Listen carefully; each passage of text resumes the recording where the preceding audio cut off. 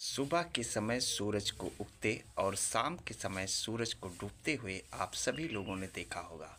और यही ये सूरज है जो हम सभी लोगों को ऊर्जा देने का काम करता है।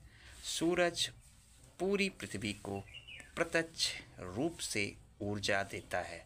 अगर सूर्य ना हो तो शायद जीवन भी संभव नहीं है। इस पौधे ने अभी अभी अपनी आंखें खोली हैं और पृथ्वी से जल और अनेक प्रकार के मिनरल लेकर ये अभी अभी उगा हुआ है।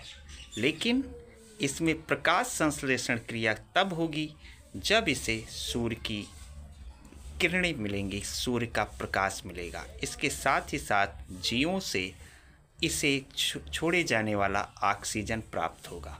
अब हम बात करेंगे आपके सामने खाद्य श्रृंखला की।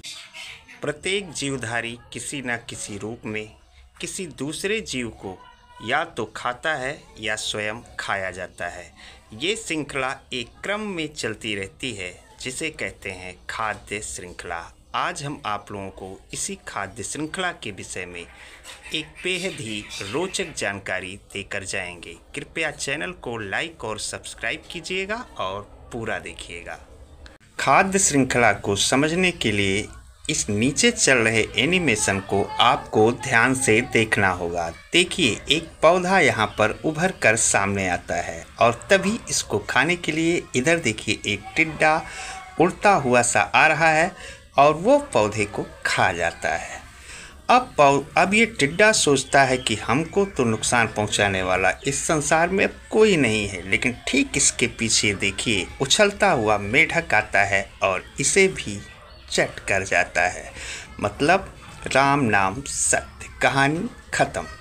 अब मेढक अपना पेट फुलाकर खुशी से सोचता है कि मुझे अमृत तो मिल गया और मुझे मारने वाला कोई नहीं है।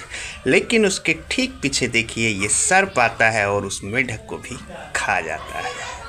कहानी यहीं पर ख़त्म नहीं होती है। ये सर्प सोचता है कि मैं ही यहाँ का बादशाह हूँ और मुझे अब कोई नहीं मार सकता, लेकिन ऐसा नहीं है। इसके ठीक पीछे आप देखेंगे तो एक मोर आता है और मोर भी सर्प को मारकर खा जाता है।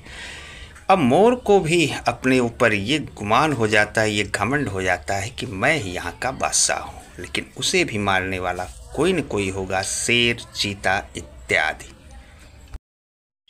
लेकिन आप सोच रहे होंगे कि अंत में तो कोई बादशाह होगा ही। बिल्कुल नहीं है। अंत में जीव की मृत्यु होती है तो उसे मारने वाला सबसे छोटा जीव, जिसे हम लोग बैक्टीरिया या जीवाणु कहते हैं, वो होता है। बैक्टीरिया और जीवाणु को हम अपघटक के रूप में रखते हैं और अपघटक वह जीव होते हैं जो सभी जीवों को थोड़ा थोड़ा खाकर मिट्टी के रूप में चेंज कर देते हैं और यही मिट्टी फिर से पेड़ पौधों के खाद के रूप में काम आती है और इसी मिट्टी में पेड़ पौधे फिर से ग्रोथ करते हैं, वृद्धि करते हैं और ये चैन फिर से उसी प्रकार से चल पड़ता है। पहले टिड्डी, फिर मेढक, फिर सर्प, मोर और ऐसे ऐसे करके अंत में जीवन को फिर मिट्टी में चेंज करके और पौधे के काम में लाना।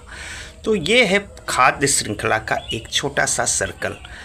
अब खाद्य श्रृंखला में जो पेड़ पौधा होता है हम उसे कहते हैं उत्पादक, क्योंकि वो अन्न चयन को वो किसी की सहायता नहीं लेता, केवल सूर्य का प्रकाश और जल, मिनरल और जीव जंतुओं से प्राप्त कार्बन डाइऑक्साइड, इसके अलावा उसे किसी की आवश्यकता नहीं होती। बाकी जो जीव होते हैं एक दूसरे को खाते रहते हैं, इसलिए पेड़ पौधे को उत्पादक कहा जाता है और शेष को उपभोक्ता की श्रेणी में रखा गया है। हाँ, जो ये छोटे छोटे जीव होते हैं, जीवाणु होते हैं, बैक्टीरिया होते हैं, इनको रखा गया है अपघटक के रूप में, क्योंकि वो मृत जीवों को मिट्टी के रूप में चेंज कर देते हैं।